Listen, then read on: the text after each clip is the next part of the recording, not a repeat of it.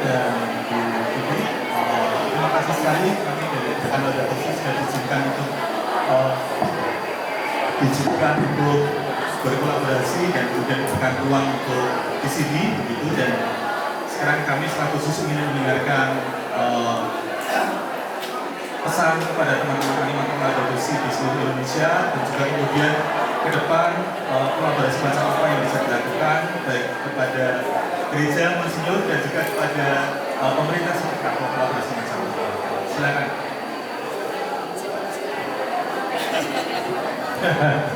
Baik, kolaborasi yang kita harapkan yang pertama tentu saja yang ada sekarang ini ya, ada 11 regio ini, menurut saya kekayaan yang sudah ada itu diperkuat, diperteguh, karena hal ini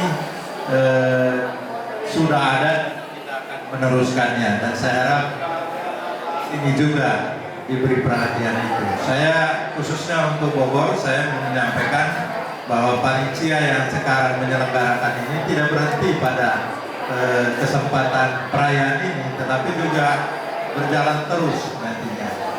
Jadi tadi saya katakan karya menyelamatkan bumi, merawat bumi ini itu memang kita mesti mulai dari kesadaran pribadi, tapi harus juga disertai dengan suatu sikap untuk membangun network, membangun kerjasama yang kuat, sehingga kita tidak dikalahkan oleh tantangan-tantangan ketidakpedulian umum yang nyata ada.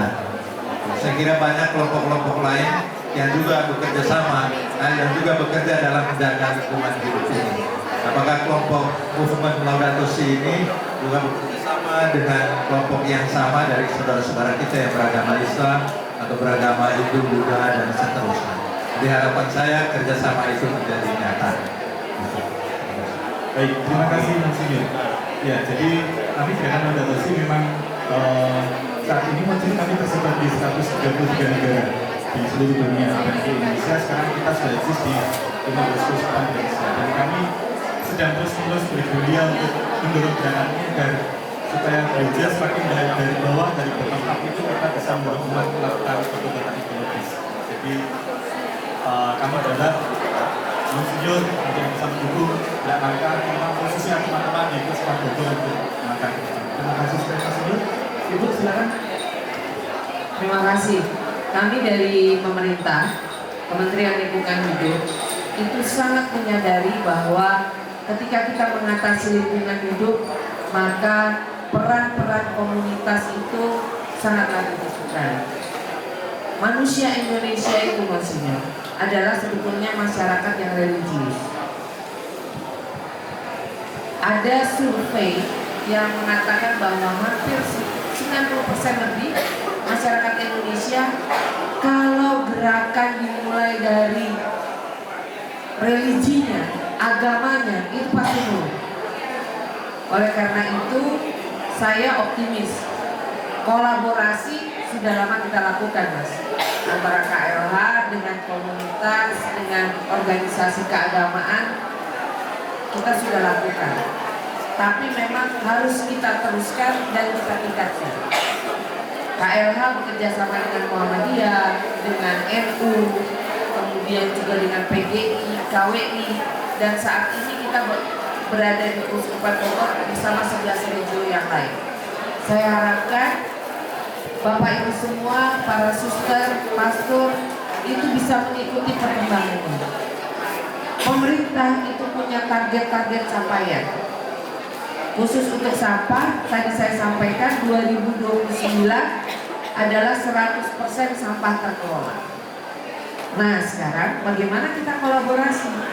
Uskupan Bogor misalnya, berapa bisa menyumbangkan angka pengelolaan sampahnya untuk mendukung 100% 2029 sampah terkelola. Nah saya harapkan juga suster dari regio-regio seluruh Indonesia, ayo kita berkolaborasi.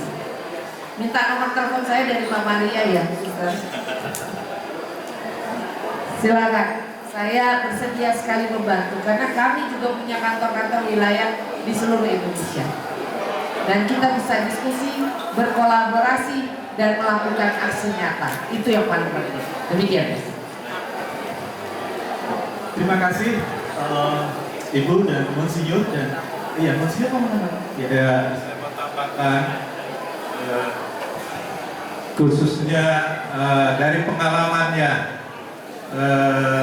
saya melihat satu gerakan yang bisa terlaksana ketika kita menghadapi misalnya tantangan ini secara institusional juga.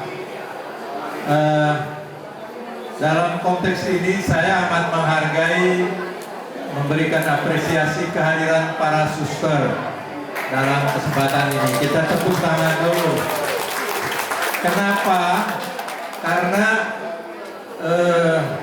sebagai institusi, spirit ini akan diturunkan juga secara institusional melalui formasi.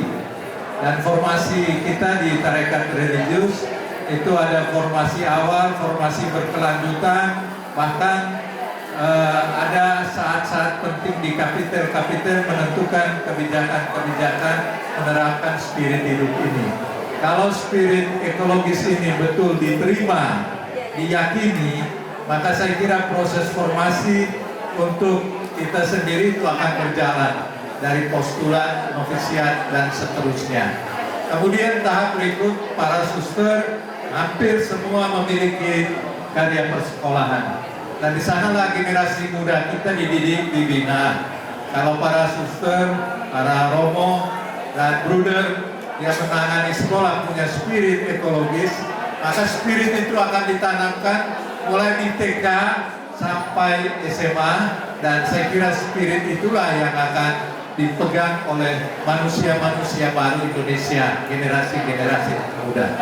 Maka saya berharap dengan kehadiran para suster dan kemudian kita berjalan bersama dan mereka memperkuatnya secara institusional, maka gerakan ini akan kuat. Saya punya pengalaman sendiri ketika kami menangani masalah tambang di Flores Timur dulu, kita tidak bisa berjalan sendirian. Kami tetapkan dalam keputusan kapiter bahwa ini bukan perjuangan 125, tapi ini perjuangan tarekat. Dan itu punya efek yang besar.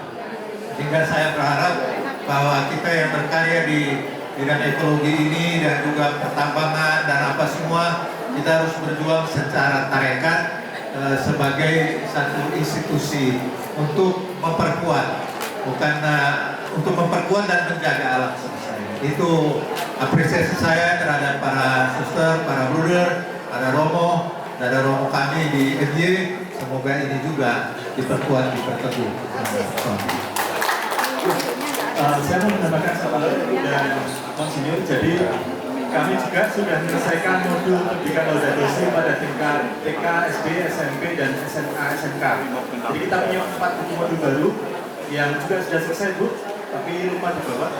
Tapi itu akan menjadi semacam pedoman untuk kita dorong karena kebetulan kami punya sektor pendidikan. Jadi kita akan dorong itu masuk ke sekolah-sekolah Katolik di Indonesia. Baik, terima kasih sekali Ibu dan Monsinyur. Terima kasih. Kita beri tepuk tangan untuk mereka berdua.